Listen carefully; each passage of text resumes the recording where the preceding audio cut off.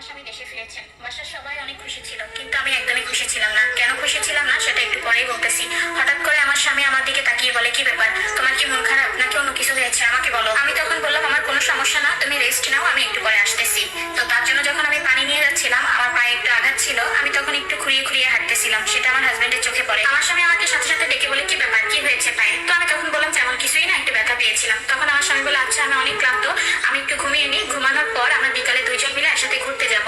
এই বলে আমার হাজবেন্ড ঘুমিয়ে যায়। সে ঠিক 3-4 ঘন্টা পর উঠে আমাকে বলে যে, তুমি সুন্দর একটা নীল শাড়ি পরো, আমার সাথে ঘুরতে বের হবা, সাথে সুন্দর সুন্দর গহনাও পরবা। আমি তখন একটু হেসেই উত্তর দিলাম, আমি এসব কোথায় পাবো? আমার তো হাতে গোনা 2-3টা শাড়ি আর 2-3টা জামা আছে, যে জামাগুলো আমি সবসময় বাসায় পরি। আমার স্বামী তখন চেঁচিয়ে বললো, মজা করো না আমার সাথে, যেটা বলেছি সেটা করো। আমিও তাকে জবাব দিলাম, কেন মজা করতে যাবো তোমার সাথে? যা সত্যি তাই বলেছি, আমার এর থেকে বেশি আর কিছুই নাই। তখন আমার স্বামী বলে ওঠে, আমি তো তোমাকে 5-6 মাস পর পর তোমার পছন্দের শাড়ি কেনার জন্য মায়ের কাছে টাকা পাঠাই, প্রতি মাসে তোমাকে 2000 টাকা করে দিই এক্সট্রা ভাবে। এছাড়াও এই তো গত 2 মাস আগে তোমার জন্য 1 লক্ষ টাকা পাঠিয়েছিলাম তোমার স্বর্ণের গয়না বানানোর জন্য। এসব কোথায় গেল? আমি একটু বিরক্ত হয়েই বললাম যে, আমার এসব কিছুই নাই, আমি যেতে পারবো না। তখন আমার স্বামী বলে, ফোন দিলে তো ঠিকই বলতাম যে তোমার সবকিছুই আছে, এসব এখন কোথায় গেল? এত সময় স্বামীর সাথে একটু গরম গলায় কথা বললেও শেষমেশ আমি কান্নাটা ধরে রাখতে পারিনি। তখন আমি আমার স্বামীকে বললাম, তোমার মা এসব আমাকে কিছুই দেয়নি, পাশের রুমে তোমার মা আছে, চাইলে তুমি তোমার মাকে এনে স্বামী জিজ্ঞাসা করতে পারো। এই কথা শোনার পর আমার স্বামী তার মাকে একটা ডাক দিল। মুহূর্তেই আমার শাশুড়ি আমাদের রুমে এসে হাজির হলো।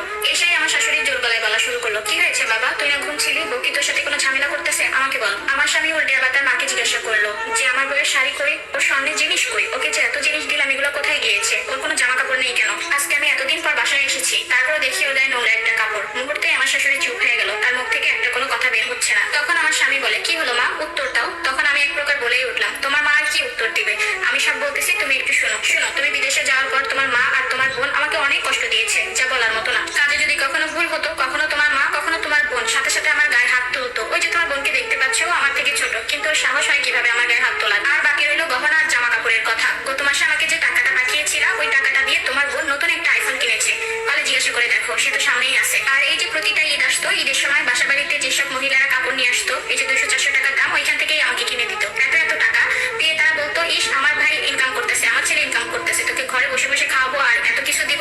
পারলে তারা দুইজন এখন সামনে আছে, তাদের কাছ থেকে একটু শুনে না। আর তুমি জানতে চেয়েছিলে না যে আমার পায়ে কি হয়েছে, আমি পা ব্যথা নিয়ে হাঁটতেছি কেন? তাহলে শুনো, গত পরশুদিন রান্না করার সময় রান্না একটু ভুল হয়েছিল, খেতে একটু খারাপ হয়েছিল বিধায় তোমার মা পুরো কড়াইটা আমার পায়ের উপর ফেলে দেয়। আর তুমি জানতে চেয়েছিলে না কেন তোমার সাথে আমি কথা বলি না? আসলে তোমার মা আর বোন আমাকে কথাই বলতে দিত না। এসব কথা শোনার পর আমার স্বামী তার মাকে জিজ্ঞাসা করে, মা আমার বউ যা বলতেছে এটা কি সত্য? তখন তো আমার কোনো প্রশ্নের উত্তরই দিতে পারে না, কারণ তার কাছে কোনো উত্তর ছিল না। কেন তোমরা আমার অনুপস্থিতিতে আমার বউয়ের সাথে এত খারাপ ব্যবহার করেছো, তাকে কাজের মেয়ের মতো রেখেছো? তখন আমার শাশুড়ি বলে, বাবা আমাদের ভুল হয়েছে, আমাদের ক্ষমা করে দে। আমার ননদে বলে যে, ভাইয়া ক্ষমা করে দাও। এমন অবস্থায় আমার স্বামী অনেক রেগে যায়। আমার স্বামীকে বললাম, তুমি শান্ত হও, যা হয়েছে হয়েছে। আমার শাশুড়ি আর ননদ রাত দেখিয়ে রুম থেকে বের হয়ে যায়। তখন আমার স্বামী আমাকে বলে, আমার অনেক ভুল হয়েছে তোমাকে এভাবে রাখার, আমি তোমার কাছে অনেক ক্ষমা চাচ্ছি। আমি তখন আমার স্বামীকে বললাম, তোমার তো কোনো দোষ নাই, তুমি কেন ক্ষমা চাচ্ছ?